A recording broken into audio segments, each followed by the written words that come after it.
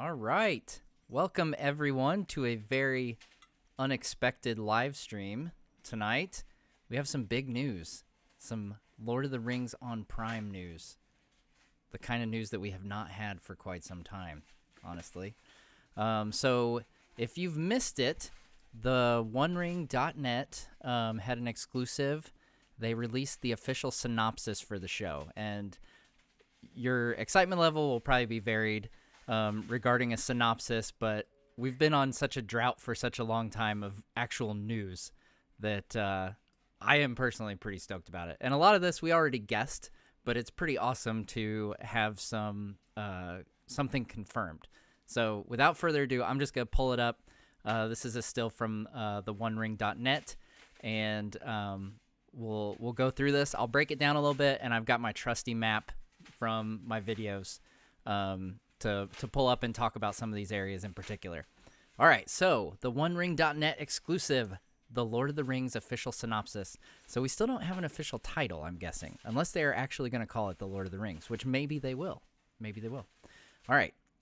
Amazon Studios' forthcoming series brings to screens for the very first time the heroic legends of the fabled Second Age of Middle-earth's history. This epic drama is set thousands of years before the events of J.R.R. Tolkien's The Hobbit and The Lord of the Rings, and will take viewers back to an era in which great powers were forged, kingdoms rose to glory and fell to ruin, unlikely heroes were tested, hope hung by the finest of threads, and the greatest villain that ever flowed from Tolkien's pen threatened to cover all the world in darkness. Beginning in a time of relative peace, the series follows an ensemble cast of characters, both familiar and new, as they confront the long-feared reemergence of evil to Middle-earth.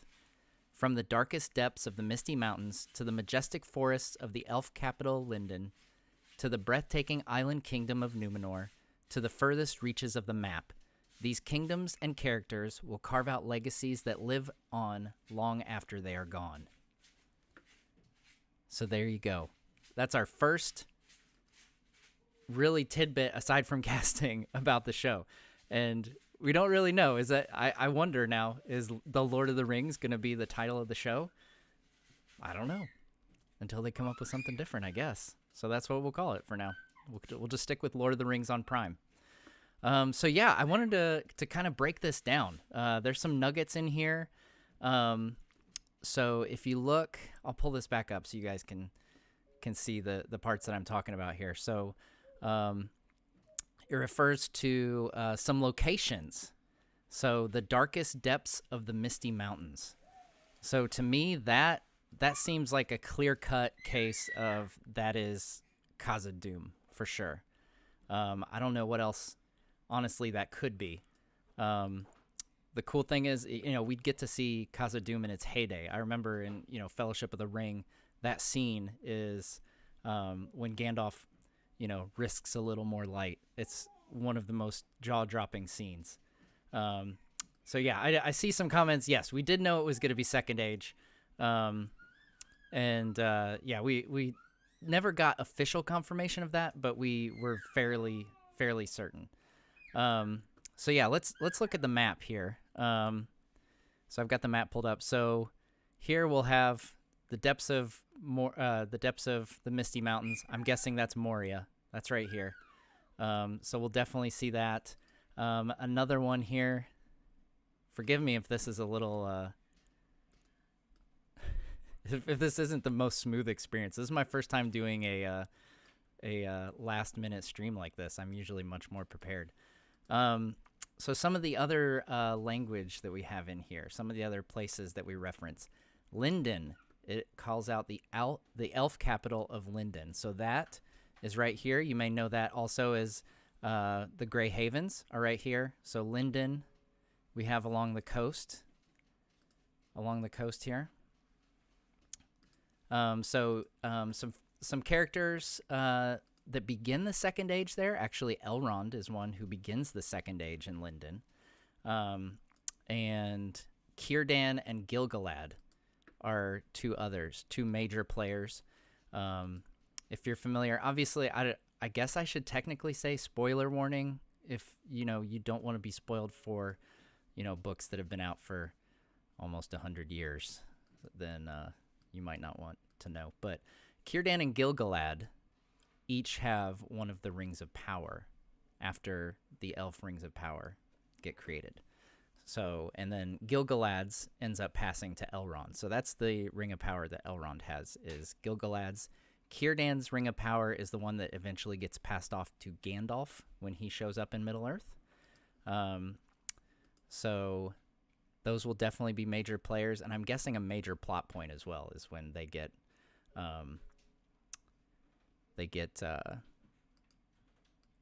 the Rings of Power. Sorry, I'm trying to read comments and and talk off the top of my head at the same time. It doesn't work as well. Okay, so some other tidbits in this synopsis.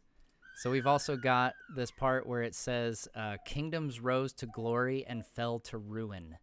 So the obvious answer there is clearly Numenor, which we've talked about for a long time, that Numenor was likely going to be a big player in this show. I think I've got... Here we go. Yeah, so this is the map that Amazon released a while back of that includes Numenor, so you get a sense of where that is in relation to everything else.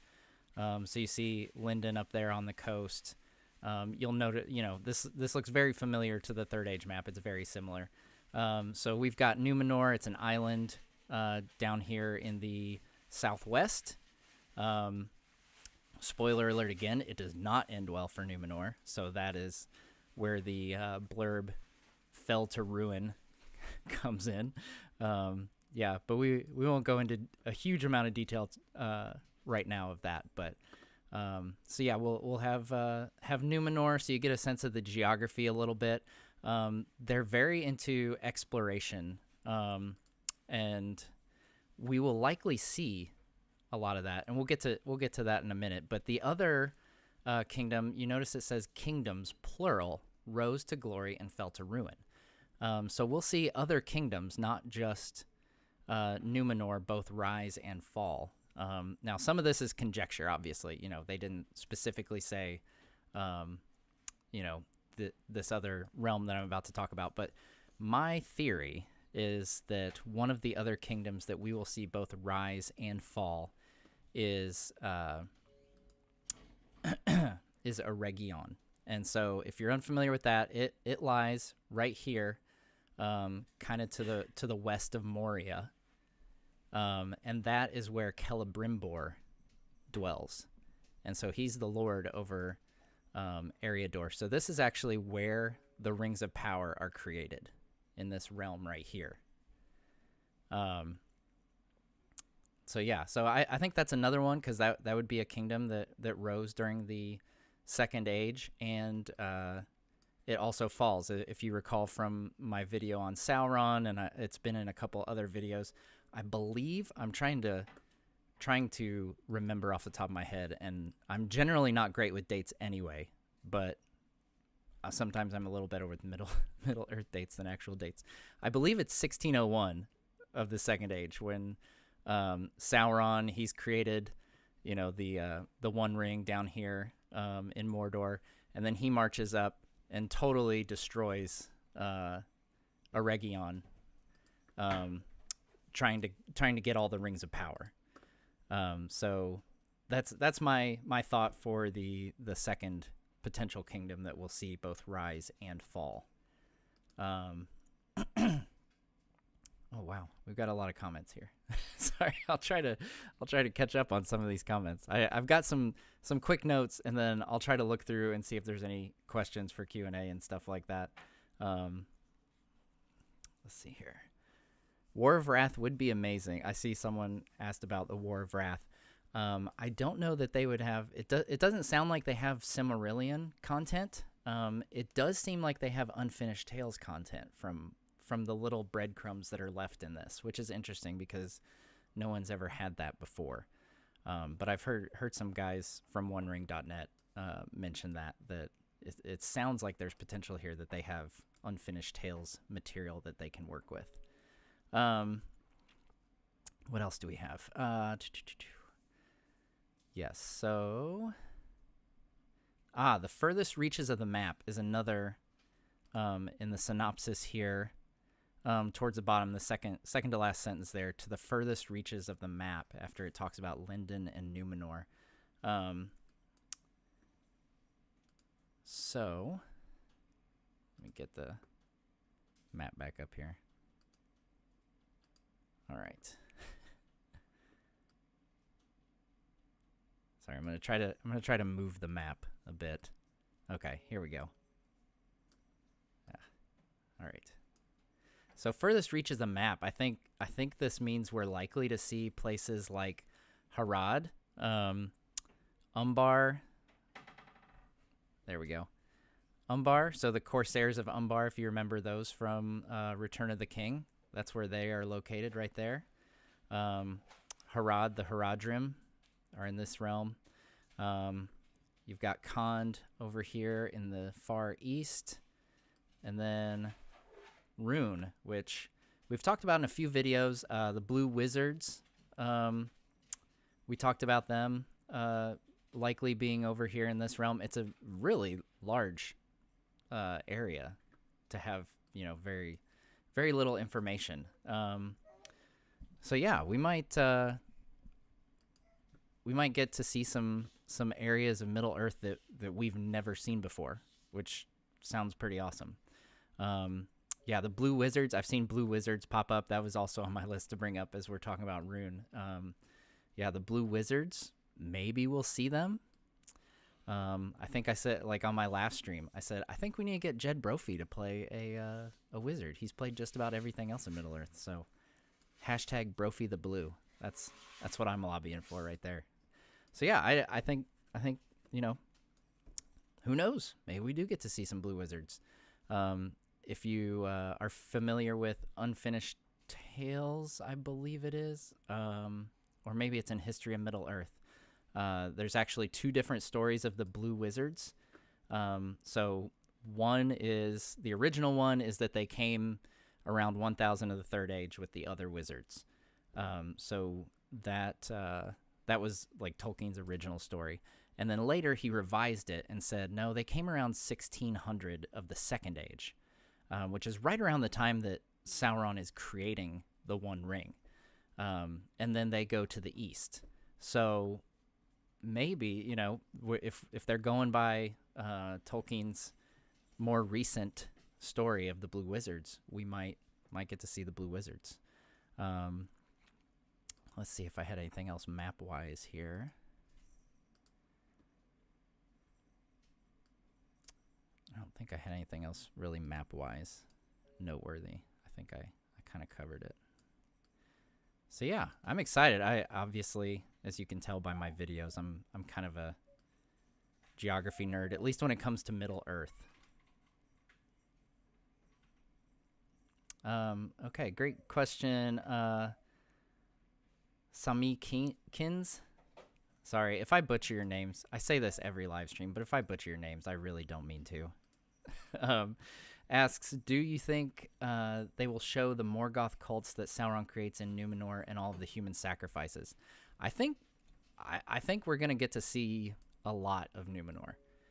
It sounds like we're going to see a lot of different locations. Amazon spent a ton of money on this show, so I can't imagine that they're going to, have a short-term plan. I mean, obviously they'll have a short-term plan for like season 1, but I can't imagine that they're not looking ahead to the future and thinking, we're doing at least 5 seasons in this, and we're going to see a lot of locations, have a lot of storylines going on. The fact that it says rise and fall, is that what I don't have the synopsis memorized yet. Let me double check. I believe it said rise and fall of kingdoms. Kingdoms rose to glory and fell to ruin. Yeah. So I think I think we'll see. Maybe we even see Elrond's brother Elros, being the first king of Numenor, and how that comes to power, and see it'd be kind of powerful to see that as like a shining example of greatness in a kingdom in Middle Earth, and then all the more tragic to see it fall after Sauron is captive and goes to Numenor. And then they start doing human sacrifices. They have two different factions going on. They have the Faithful, who's like Elendil, Isildur's father, and Anarion, his brother. They're in the group of those considered the Faithful that end up being in the small minority of people of Numenor. And then you have the King's Men faction that are on the other side that are all aligned with Sauron and everything, doing all the human sacrifice. They sacrifice the people from the Faithful and stuff, and it gets really bad, guys. Spoiler alert: it gets bad. Yeah. So, yeah, I think we're probably in store for a huge range of the different phases of Numenor, for sure. All right.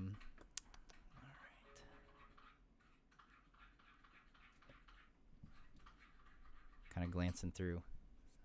I saw a couple people join. Sorry, I missed your names. But yeah, that joined as members on the channel. Thank you so much. Be sure to sign up for the Discord as a member. I appreciate it.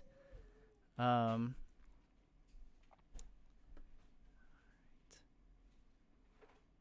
me pull up my notes in it. So another thing in the synopsis here, you'll notice it makes reference to the series follows an ensemble cast of characters, both familiar and new. Familiar and new. So we kind of had a feeling we'd get new characters. I mean, obviously, I think Gil-galad, Círdan, Celebrimbor, those are pretty safe bets. Numenorians, depending on when they start this show. They said it's, starts in a time of relative peace. So I'm guessing that's sometime before the creation of the rings, which is a pretty big time frame. But I think we'll probably see Sauron in his fair form of Anatar, the Lord of Gifts, as he calls himself. And he makes his way. He's not allowed into Lindon. Like Gil-galad and Elrond, Círdan, those guys are, they kind of shut him out from Go. They're very good judges of character, apparently, but Celebrimbor not so much. Sauron comes in and says, "Hey man, you want to learn how to make some really cool jewelry?" And Celebrimbor's like, "Yeah, dude, let's be friends." And it doesn't work out well for Celebrimbor, poor guy. But there you go. So yeah, I noticed. I think the familiar characters that we will likely see, probably Elrond, Galadriel, Celeborn. Those are pretty safe. Assuming that this show potentially takes us up to the Last Alliance, we probably get Elendil at some point, and Isildur and Anarion. Well, I guess Anarion would be new since we haven't seen him in an adaptation, but I would really like to see, Isildur and his brother. That'd be kind of cool. What second age character would you most like to see in this series? Man. Man, I have a long list of people that I would like to see. Like, I even mentioned in my Tom Bombadil theory video that I just released on Saturday that, or I think in the comments somewhere or something, I mentioned, like, it would be kind of cool if he was just a cameo. Like, someone's walking through the woods in Eriador, like some elves talking, having an important conversation, and there's just this dude in the background. You can barely hear him, barely see him, and he's just skipping along, singing his song, not paying any attention to the world. And then all of us would just be like, "Oh, that's Tom Bombadil." And that's it. I don't want him to come into the plot necessarily. Just skip along in the background. But yeah, I would really like to see Isildur at some point and see him in a heroic way. If you read about what he did while they were in Numenor, the films, the Peter Jackson films, Isildur kind of gets the short end of the stick in a sense. I mean, they didn't make anything up. He fell to the ring and everything, so that's totally fair. But before that, he was a really heroic guy. He saved a fruit from the white tree in Numenor, and that's what they're able to have the white tree in Gondor because of that. And yeah, I mean, he is among the very few, along with his father and his brother, that don't go along with the king Ar-Pharazôn, his last king of Numenor, and they don't go along with his crazy idea to attack the Valar in Aman. You would think that would be a pretty easy thing to say this might not be the best idea, but that's the power of Sauron on people, man. Yeah. All right. I'm gonna try to look for some questions here. If anybody has questions, feel free to shout them out. I'll try to answer some if there's any. But this is going to be a fairly quick live stream. I wanted to share the synopsis with you guys, share some thoughts, share some geography. I will note in the synopsis it did say the greatest villain that ever flowed from Tolkien's pen threatened to cover all the world in darkness. That's a pretty bold statement. I mean, Sauron, make no mistake, Sauron's a bad dude. But, I mean, you're kind of giving the shaft to Melkor, Morgoth a little bit there. I don't know. What do you guys think? Let me know. What are you thinking? You think Morgoth or Sauron? Which one's the best one?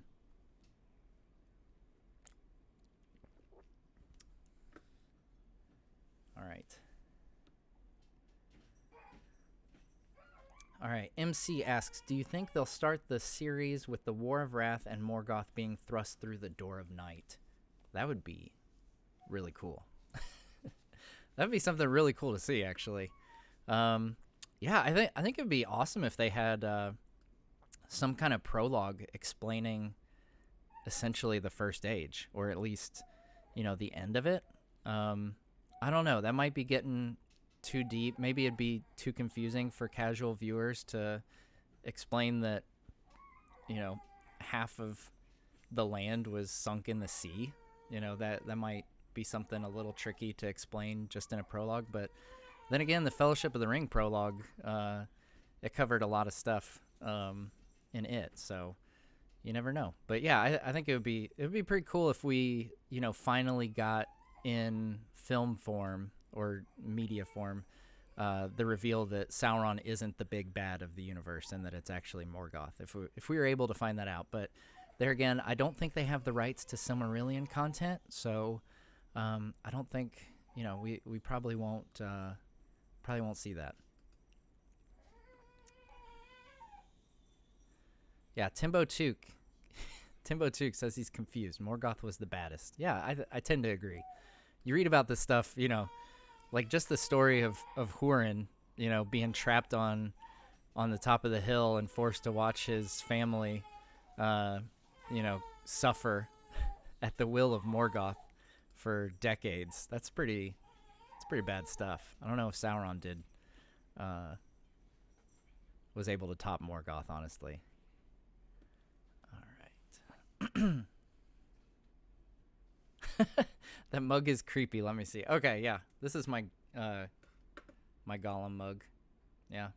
It's kind of creepy. It creeps everybody out, but it's fun. Yeah. That's my one Lord of the Rings mug. They don't make a lot of Lord of the Rings mugs. I tried to find some that were cool, that's not just a print. But we get to see Angoliant too? ? So that's Smoky Mirror asks if we might get to see Angoliant. I don't know if she's referred to after, she helps Melkor destroy the two trees and then tries to, turns on him and tries to take the Silmarils, and then Morgoth is saved by the Balrogs.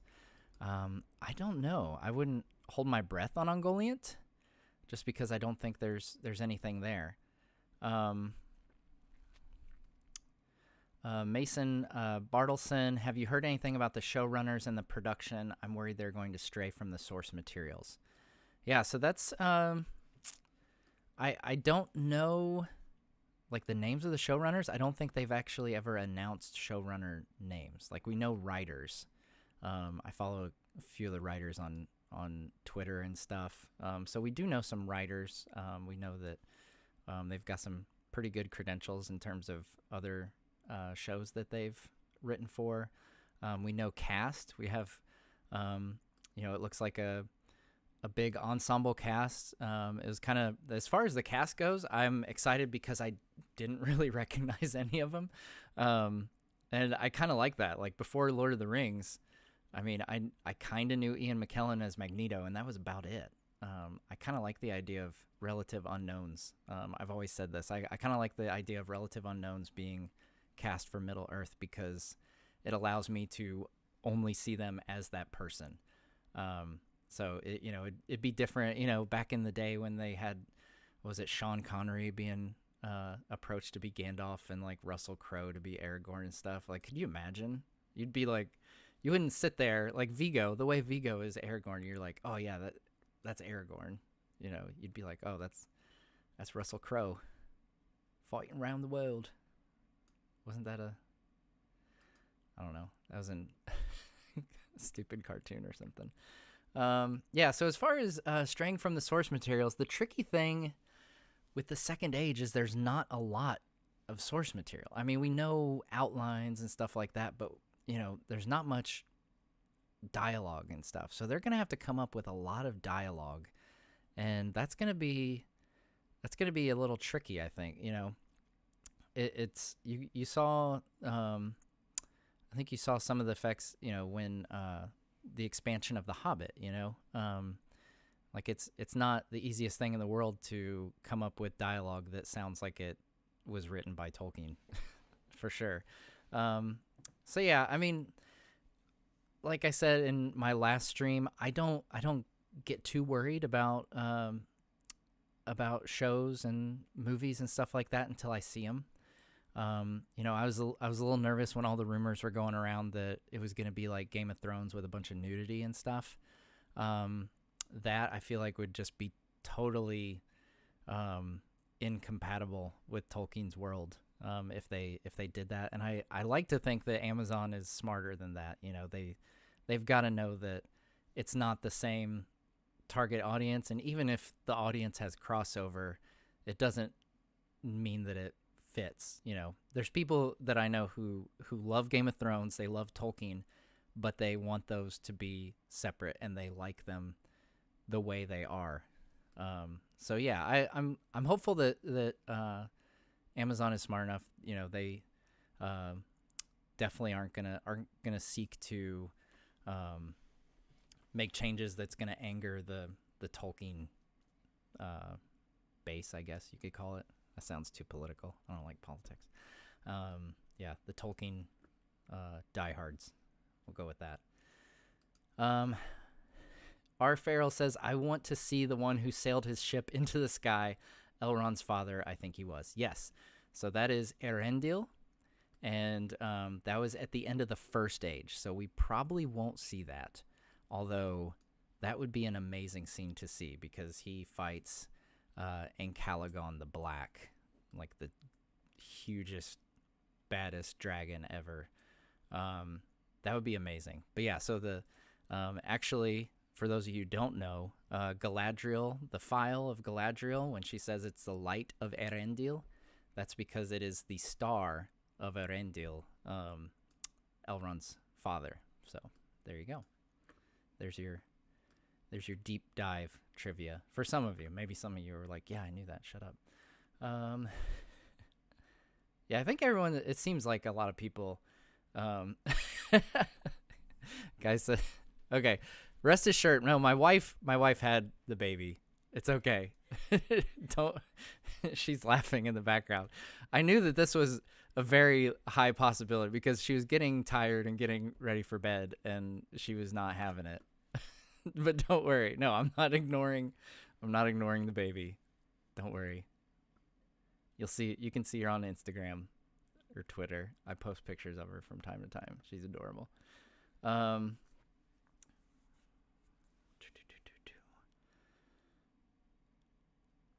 Okay. Bebe Rexa Worldwide says, I have a doubt if the Second Age is part of the Silmarillion. Are they going to have a lot of restrictions, or do they have enough rights to work on that part of the book? I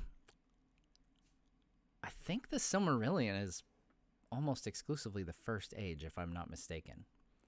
I don't think there's much of the Second Age. I think that comes in, Second Age stuff comes in the appendices of Lord of the Rings.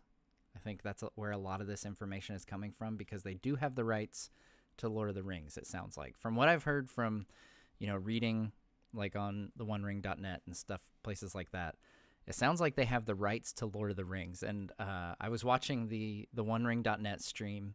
They streamed here on YouTube and Twitter and stuff, announcing this synopsis. And they made the point that this could theoretically mean they would have the rights to the Scouring of the Shire, which sounds pretty awesome. Like, let's bring back the Hobbits. Let's bring back Billy and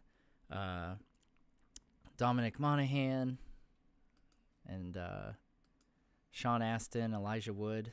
Bring them all back. Do some Scouring of the Shire. That'd be awesome. Of the cast members who have been announced, whereabouts are they based on the map?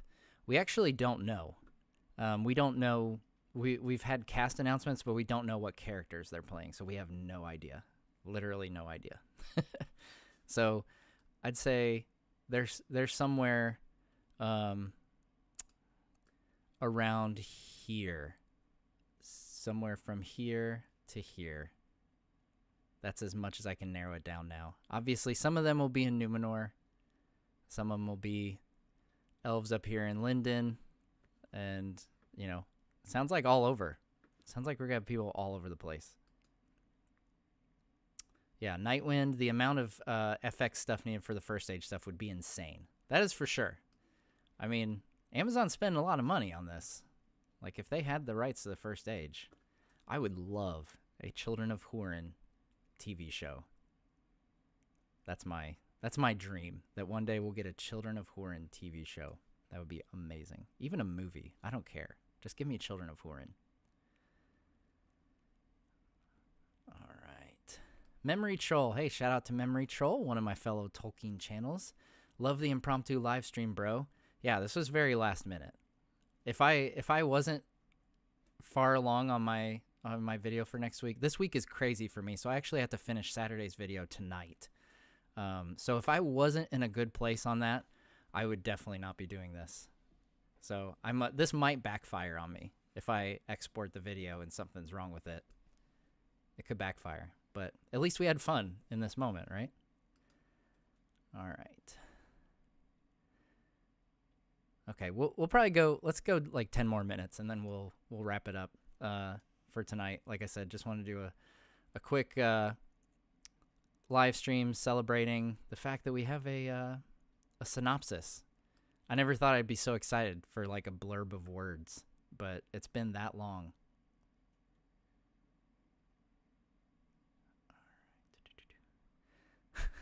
Someone said they're gonna make Galadriel a teeny bopper. I don't think she's gonna be a teeny bopper. She might be a little younger, I guess. Ligia Oliveria. Oh, Gosh, I'm sorry. I'm so bad at pronunciation. I'm going to try it again. Ligia Oliveria. No, not Ia. Oliveira. Okay. Ligia says, people theorize that the mouth of Sauron was a man of Numenor and became a black Numenorian. Would be nice to see it a little bit of an Easter egg. Yeah, so that's another major part. So not just the mouth of Numenor, but also the ring wraiths. So the ring wraiths were given their rings of power sometime in the Second Age. So we might get to meet some ring wraiths, which would be pretty amazing. So yeah, we have the now the mouth of Sauron. We might not see him because we don't know, if the ring wraiths are kind of outside the mortal realm, so to speak. You know, their lives are tied to Sauron and the ring, so they're able to last, you know, the hundreds of years, the centuries, because of that. Now, the mouth of Sauron, he could still be a black Numenorian, but he could be, you know, like Aragorn is descended from the Numenorians. Like, you know, there's people in some of these other locations that are descended from black Numenorians. So they could be a more modern black Numenorian. But yeah, so as far as the ring wraiths go, we know 3 of them were Numenorians. It's likely that they lived somewhere in Middle Earth, not on the island of Numenor. They could have been, you know, in some of their, I don't know if you'd call them colonies or settlements, I guess, in places like Harad and stuff like that. And then we know Kamul, the Easterling, so that's Rune. That's this area right here. That's where the second in command of the ring wraiths would come from. So we might get to see Kamul at some point. And then, like I was talking before, I believe Numenor, if I recall correctly, they had settlements throughout Middle Earth. So like some of these areas around here, Umbar used to be, at one point, is actually an ally of Gondor. So yeah, I think they have settlements through here, if I recall correctly. Again, I'm trying to recall stuff off the top of my head, but which doesn't always work. So yeah, I think the 3 of the ring wraiths could come from some lands in Middle Earth, or they might change that for the show and might have some of them actually come from Numenor. But yeah, that'd be cool. We might get to see the dwarves get their rings. I guarantee you we'll see the rings be made. That's almost a guarantee. So yeah, lots of cool stuff. Like, the more I've looked into this age of Middle Earth, the more excited I get. Mouse asks, are there any specific locations you'd like to see? So I've been asked a lot of times, like, what my favorite race is in Middle Earth, and I always go back to the dwarves, just because, you know, they're a little more mysterious. We don't know as much about them as elves. I couldn't hear what you said. Sorry, Siri thought that I was talking to her. This is the fun of an impromptu live stream, right? You don't remember to silence your phone and stuff like that. So, yeah, I would really like to see Khazad-dûm. So I am super jazzed about the line of, where did it say in the synopsis here? From the darkest depths of the misty mountains to the majestic forest elf capital of Linden. Yeah. So that darkest depths of the misty mountains has me stoked, because that to me screams Khazad-dûm, seeing the dwarven kingdom in its full glory. I think that just sounds awesome to me.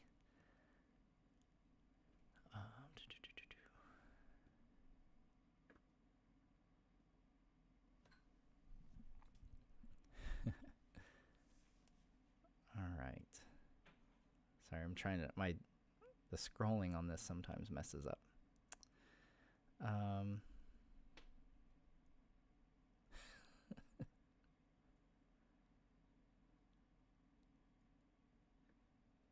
right.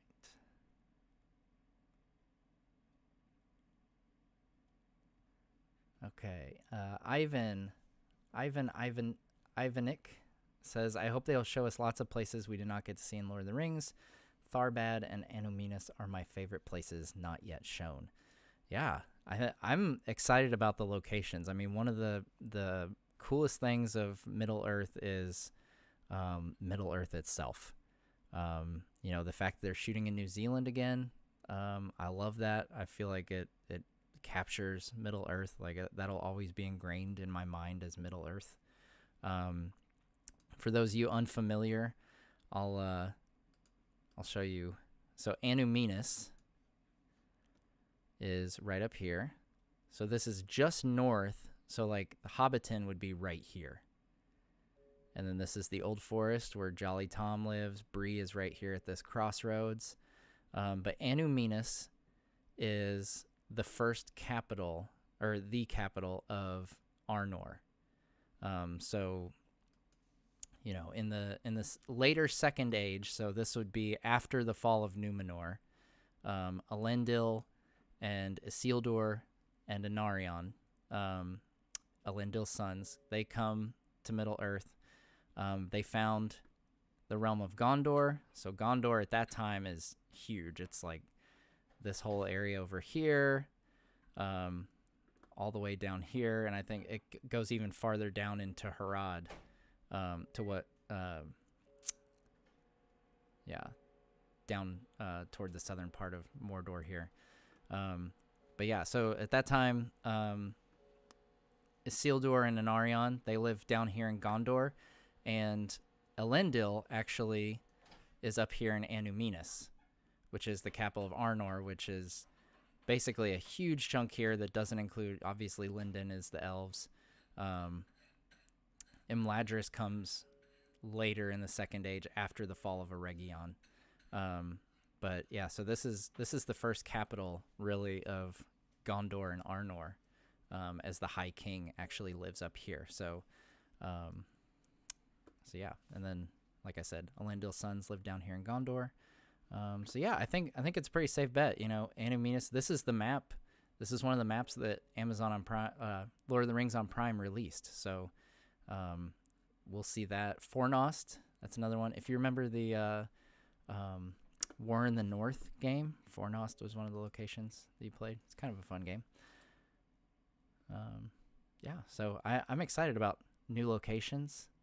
I'm curious to see how they fit them into what we've already seen in Middle-earth. And I'm curious about the new locations. Obviously, Rhûn and Harad especially. They have the chance to be far different than anything we've seen before. I've seen some artwork, you know, people have done online, and there's some amazing artwork if you just search like Rhûn or the East or something like that. And we know Rhûn in particular is where now this is getting into Third Age stuff, but after Sauron's defeated, and after he's driven out of Dol Guldur, he goes to Rhûn, which again is this area right here. This is where Sauron hides out a lot of times for hundreds of years at a time. So it's easy to see how he could, you know, twist those people into his service. Mason says, definitely we'll see Celebrimbor in the Forging of the Rings. Yeah, I think that's going to be a major plot point. Yeah, definitely a major plot point. Spencer asks, is it weird that Moria was depicted as just a big, great hall of giant pillars, no homes or other chambers? I guess kind of. I mean, you know, we have the Chamber of Marzabul, where Balin's tomb is. So I guess we're left to assume that there's a lot more chambers like that.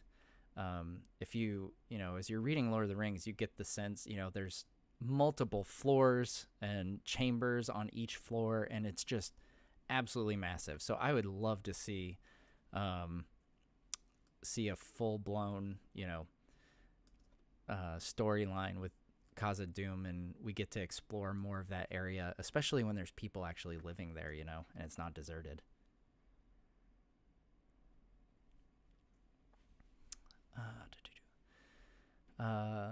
Someone said, is there a chance they go beyond the Second Age, like going for War of Arnor and Angmar in the Battle of Fornost? I don't know. It all depends on the rights, if they have the rights to it or not. If they've got the rights to it, then they could, theoretically. I think if I had to make a prediction, if I had to put money on something now, my guess would be this show will wrap up with the War of the Last Alliance, and it would end with my I guess my theory, or like the way I envision this show ending that I think would be really cool, is if it literally ended with Elrond yelling Isildur in Mount Doom, and then it just cut to black. I'd be totally down for that. It would be epic. But yeah, if I had to put money on it, I'm guessing, Sauron's downfall at the War of the Last Alliance would be how it would end.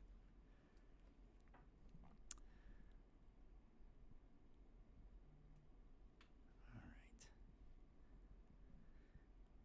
How do you pronounce Khand? I'm guessing Khand. Like the Wrath of Khan with a D. Khand. Yeah. That's what I'm going with until I am told or hear otherwise.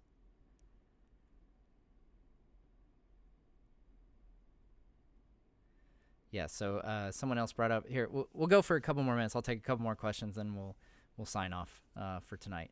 Yeah, surprise is not referenced in the One Ring. Numenorians expanded into the land before the sinking. For example, they built Orthanc, like Watchtower, and keeps in the Grey Mountains. Forget the Numenorian name. Yeah, so they have structures that they build. Orthanc is the most well-known and most famous one.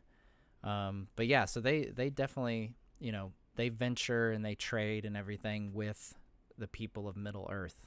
So it's not like, it was just Elendil and Isildur and Anarion and a couple other people that survived the downfall. There's definitely people who lived in Middle-earth already when it's destroyed. But yeah, that's another cool thing we might get to see. We might get to see him build the Tower of Orthanc.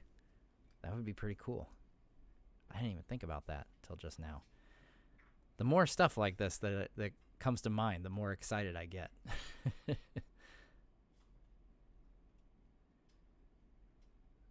All right.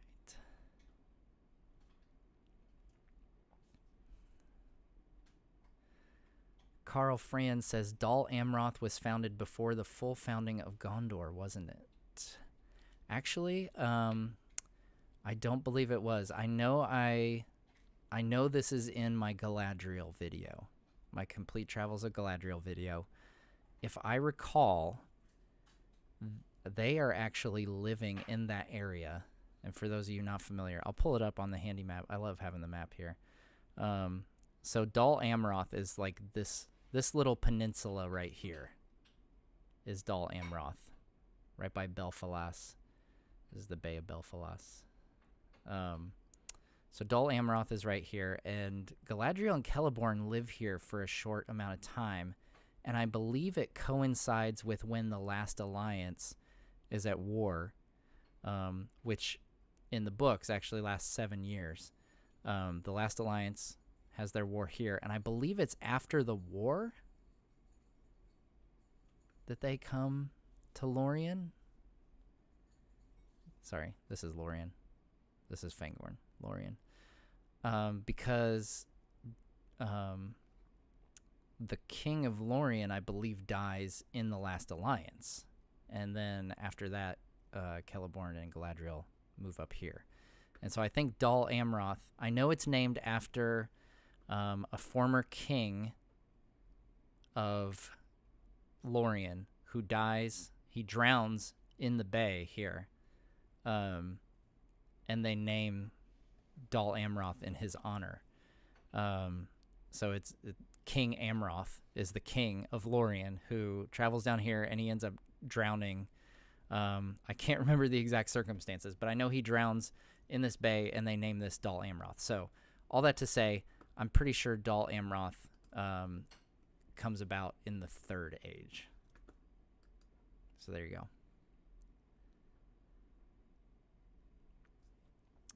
Patrick Ramsey. Okay, so we'll do one more question. This will be the final question, and then we'll wrap it up for tonight. Patrick Ramsey, you touched upon the Blue Wizards, but what about the other three? Ian McKellen has expressed his interest in returning, didn't he? He probably would be game for returning, but unfortunately the other three wizards don't show up until the Third Age, and this show is definitely, it's confirmed in the synopsis that it's going to take place in the Second Age. So we won't be seeing Ian McKellen if that holds true. He doesn't show up until 1000 of the Third Age. So even after the War of the Last Alliance, we still have 1,000 years before Radagast, Saruman, and Gandalf show up.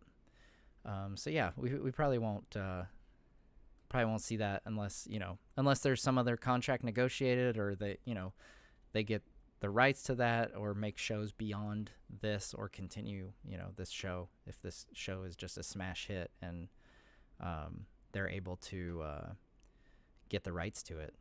You never know. They'd have to do it pretty soon, I would think, if they want to bring back Ian McKellen. I mean, I hope he lives to be like 120, but running around as a wizard through Middle Earth, it's not going to get easier, All right. Yeah, Raul says they got the license only for the Second Age. I think, yeah, they definitely said this show is taking place in the Second Age. I think, the OneRing.net, I thought, was saying that they had rights to the Third Age stuff as well, but maybe not. The synopsis definitely confirms that this show specifically is taking place in the Second Age. Sorry. All right. Sorry, I said last question, but I'll take one more question. All right. Gideon Larson says, "What if they just manipulate the canon like the games?" I don't think we need to worry about them manipulating the canon that much. I'm assuming you mean like Shadow of Mordor, Shadow of War. Those games are, they just kind of go off the deep end. They just do their own thing, which is totally fine. I've always said, and I'll always say, those are really fun games. There's no reason, to write them off because of the canon, because they're fun. In the end, I want video games to be fun. I'm not as concerned with the canon there. So I don't think they'll go that far off the deep end. They're not going to do the whole, Shelob is like transforms into a woman and is in love with Sauron, I think. I don't know. I can't remember. It's something crazy like that. Yeah, so I don't worry about them going that far off. It's like I said, there's not a whole lot of dialogue written in the Second Age, so it's just like timeline events. So there's going to be a lot of stuff that they, just by the nature of it, have to make up. It's not like Lord of the Rings where we have all this dialogue and everything is written out. We know exactly what happens all the time. There's definitely going to be stuff that they have to come up with. And like I said before, and have said in the past, I try not to worry about stuff until I actually see it, until we start getting trailers, something to actually judge the show on. There's no reason to freak out. Don't freak out. Yeah, it'll be fine. It'll be fine, guys. Don't worry. And if you don't like the show, you don't have to watch it. So there's that. We will always have the books. We'll always have the Peter Jackson movies. No one's going to take those from you. But I'm hopeful. I hope this show's awesome, because that would be a lot of fun. I like having awesome Middle-earth content. So, all right. Well, I'm going to wrap it up.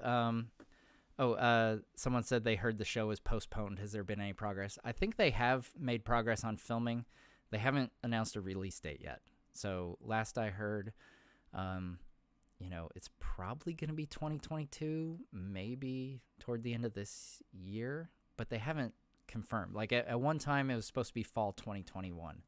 But it's hard to say at this point. I think, they're probably waiting to see how the pandemic stuff plays out and go from there. Hopefully, gosh, I know that they filmed at least the first couple episodes, so I really hope we get a teaser at some point. So, all right, well, I'm going to wrap it up. I need to finish my video tonight yet, so thanks for joining in on this super random live stream that I had no intention of doing until I saw the news. Yeah, I'm excited. I'm excited to do more streams and stuff on Lord of the Rings on Prime in the future. And yeah, just so those of you who are tuned in here, I'll give you the lowdown. Saturday's video is going to be a theory video that I've been asked for a lot. And it's going to be, what if Gandalf took the One Ring? So I've taken all my usual effort that I put into researching and mapping out stuff on videos, and I've put it all into this one theory of what I think would happen. So it's a fun one. We're going to have fun with it on Saturday. So if you haven't already, be sure to hit subscribe so you see that. And yeah, and we'll see you next time on Nerd of the Rings.